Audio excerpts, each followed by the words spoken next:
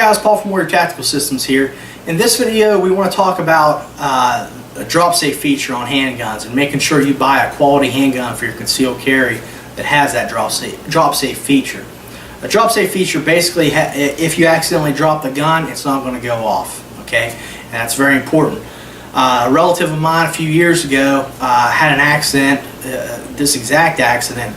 He was getting in his car with the family to go to a Christmas party, I believe it was, and he put his concealed carry pistol in his pocket of his coat, got all the kids in the car, got in the car, realized he forgot to feed the dog. So he got out, walked inside, and when he leaned forward to get dog food out of the bag, the pistol fell out on the floor, must have landed just right, and it fired a round up through his body.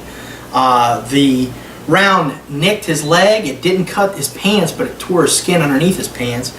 It went up into his lower abdomen, and it came out between his shoulder blades. He was extremely fortunate. It only nicked his liver. It didn't hit any other vital organs. It didn't hit his spine or anything like that. Of course, he was rushed to the hospital, had surgery, but he made a full recovery. There are others that haven't been so fortunate. One in particular that's well known is Steve Malloy. He was a gun writer. He wrote for SWAT magazine, and he was a very experienced person handling firearms. He had a Colt 1903 pocket pistol model, kind of a classic gun that he was carrying. He stuck it in his waistband. Went out to put his boots on. He leaned forward to tie his boots, and the gun fell, and it shot him right in the chest. He was found about a few feet from the edge of his garage. He had crawled to try to get help, but he died before he was able to do that.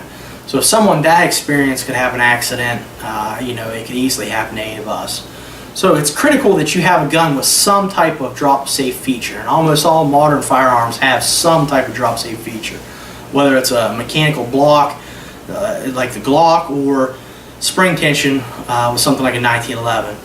Look into that though with your particular firearm. Look at the owner's manual, contact the manufacturer if you need to.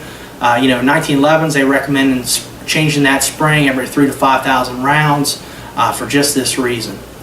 But the moral of the story is don't buy junk. This is a piece of life-saving equipment that you're going to carry to protect your life, to protect your family's life. And you don't want to go with the pawn shop special or the grandpa's old handgun that was in the closet for years.